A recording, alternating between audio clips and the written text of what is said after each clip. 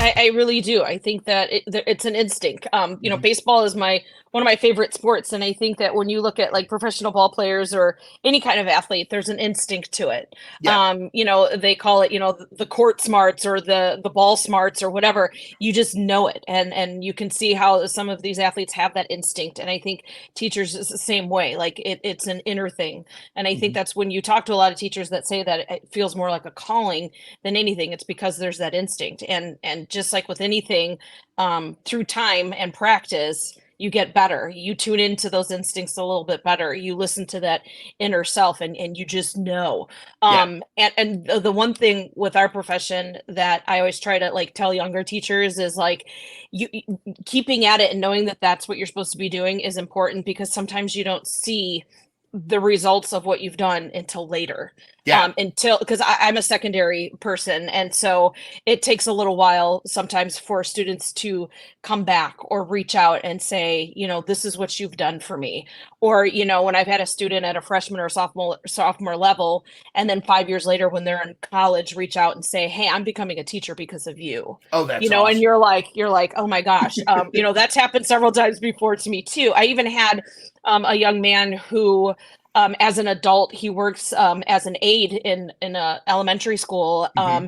and he had told me he wanted my email. He reached out to me at work and was like, I'm writing this article about education. Can you proofread it for me? And actually, it was a letter to me, Uh, saying how much I inspired him, and his life wouldn't be the same if it weren't for me.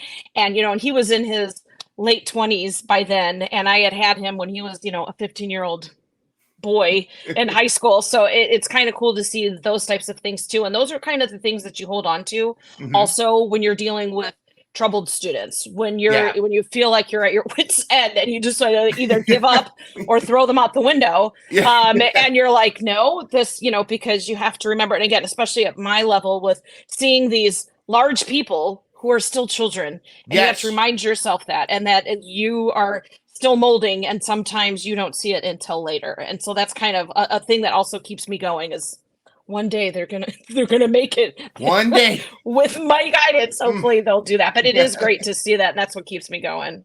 That's tremendous, and that connection is so important.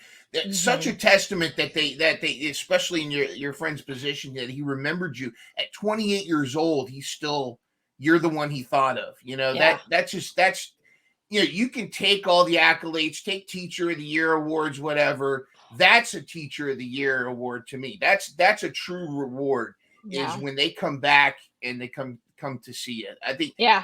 and finding those connections too, because how important is it in the classroom to make those genuine connections with students, like how, and in order to help them trust you, in building trust.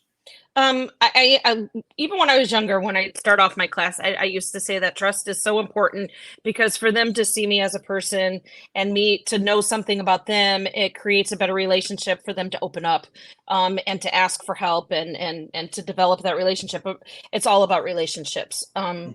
Knowing that this is a person, not just a product. As some people say, some of our older teachers, they just want to go through the motion and like Mhm. give out the stuff and then move them on. You sit there and behave and you do your work, and then I give you a grade and you're gone.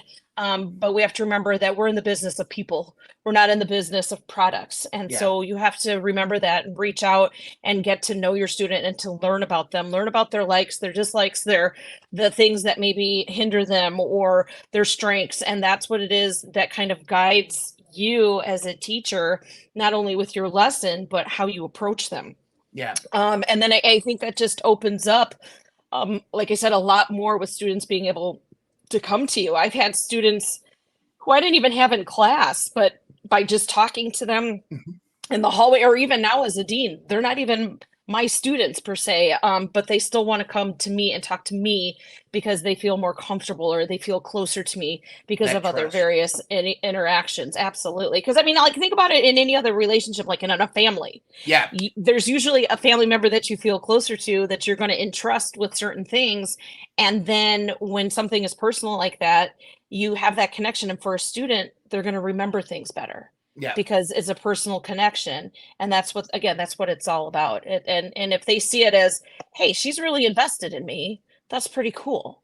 And they're either going to learn my material, which I was an English teacher and most of them didn't like English, or they're going to learn something from me Yeah. in regards to like life. And I think that that's important as well. It's just as important as the material itself, you know? Yeah. I mean, I'm speaking from a former fourth grade teacher. Trying to make Jamestown and Werowocomoco interesting to kids that want to go and play Fortnite or dance on TikTok, you really got to be. Yeah. You And got that's to another really. thing. It's really difficult to, because again, you said this is my 26th year, and being in the classroom for over 20 years, I have seen how difficult with the TikToks and the social medias and things like that becoming more and more difficult in keeping their attention. You know, yes, we're teachers, but you're performers. You have to keep their interest. I'm not there to, I used to tell them, I'm not there to entertain you, but you kind of are. Like, you have to keep their interest. You can't just present your material. You have to try to remember, again, that these are children, no matter what age, kindergarten through 12, they're still children, and you have to try to keep their attention. And so that's super important as well, to be kind of like that entertainer, but with phones and this and that. Over the years, I've seen it is definitely more difficult because the crucible is not as exciting as, you know, the latest TikTok or the Scarlet Letter. Yeah. Like, that time period is, oh my gosh. Or like Moby Dick. I hated that book, and I used to tell them, like, I don't like this book, but we still have to do it, you know. And I used to always give my opinions on that stuff too, because they have to realize, I used to tell them, you don't have to like everything, but I want you to have an appreciation for it. And there's a difference. And so I would give my honest opinion, like, I can't stand this book, but we need to read it because this is why it's important. And so for them to understand or see that, oh my gosh, you as a teacher don't like stuff. Yeah, that happens. Or I used to always tell my kids, I failed algebra in high school. I failed a class. I'm not a wizard. I'm not like, you know, the be all end all. But I still, you know, I had to take it again, and I got A's and B's in it. I made sure I had a tutor. Like, I always want them to know that things are possible. Like, it's okay to mess up. It's okay to fail. What's not okay is you just to give up, or to you just say, okay, that's fine, or whatever. But to get back up there and to do it. And again, to find an appreciation for everything, for knowledge, for learning, for putting your all into something. That's what's important. It's full episodes of the Educators podcast every Thursday at 4 p.m. Real educators with the real issues in education. Thank you so much for watching. And of course, take care of yourself. Jeans passes to anyone who likes, shares, and comments on this video. Have a great week.